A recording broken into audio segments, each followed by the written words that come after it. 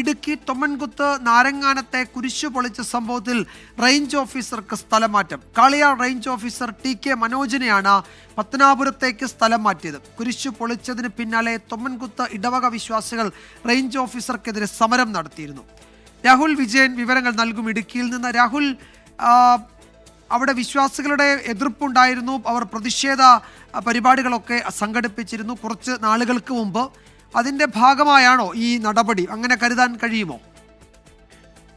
വിജയകുമാർ, അങ്ങനെ കരുതാൻ കഴിയില്ല എങ്കിൽ കൂടിയും വലിയ തരത്തിലുള്ള പ്രതിഷേധം ഈ ടി.കെ. മനോജിനെതിരെ ഉണ്ടായിരുന്നു എന്നുള്ളൊരു വസ്തുതയാണ്. ഈ കുരിശ് പൊളിച്ച സംഭവത്തിൽ ഈ വനം വകുപ്പിനെതിരെ CPIM-ഉം കോൺഗ്രസും പരസ്യമായി തന്നെ രംഗത്തെത്തുന്ന ഒരു സംഭവം ഉണ്ടായിരുന്നു. അതിന് പിന്നാലെ വിശ്വാസികൾ ഈ റേഞ്ച് ഓഫീസർക്കെതിരെ റേഞ്ച് ഓഫീസിലേക്ക് ടി.കെ. മനോജിനെതിരെ പ്രതിഷേധവുമായി റേഞ്ച് ഓഫീസിലേക്ക് പ്രതിഷേധ പ്രകടനം ഉൾപ്പെടെ നടത്തുകയും ചെയ്തിരുന്നു. അതിന് പിന്നാലെ ഒരു സ്ഥലമാറ്റം ഉണ്ടായിരിക്കുന്നു എന്നുള്ളത് വളരെ പ്രധാനപ്പെട്ട കാര്യമാണ്. പക്ഷേ ഇതിൽ ഏറ്റവും എടുത്തു പറയേണ്ട കാര്യം ഈ ടി.കെ. മനോജിനെ സ്ഥലം മാറ്റിയിരിക്കുന്നത് സ്വന്തം നാട്ടിലേക്ക് തന്നെയാണ്, പത്തനാപുരത്തേക്ക് തന്നെയാണ്. പത്തനാപുരം ഈ ടി.കെ. മനോജിന്റെ നാടാണ്. അങ്ങോട്ടേക്ക് തന്നെയാണ് സ്ഥലം മാറ്റിയിരിക്കുന്നത് എന്നുള്ളതാണ് മനസ്സിലാക്കാൻ കഴിയുന്നത്. DFOയോട് സംസാരിക്കുമ്പോൾ അദ്ദേഹം പറയുന്നത് നേരത്തെ തന്നെ റിക്വസ്റ്റ് നൽകിയിട്ടുണ്ടായിരുന്നു. ഈ പ്രശ്നങ്ങളുടെ പശ്ചാത്തലത്തിൽ ഈ സ്ഥലമാറ്റം ആവശ്യമാണെന്ന് ടി.കെ. മനോജ് തന്നെ ആവശ്യപ്പെട്ടിരുന്നു. അതിന്റെ അടിസ്ഥാനത്തിലുള്ളൊരു സ്ഥലമാറ്റമാണ് എന്നുള്ളതാണ് പ്രധാനമായും പറയുന്നത്.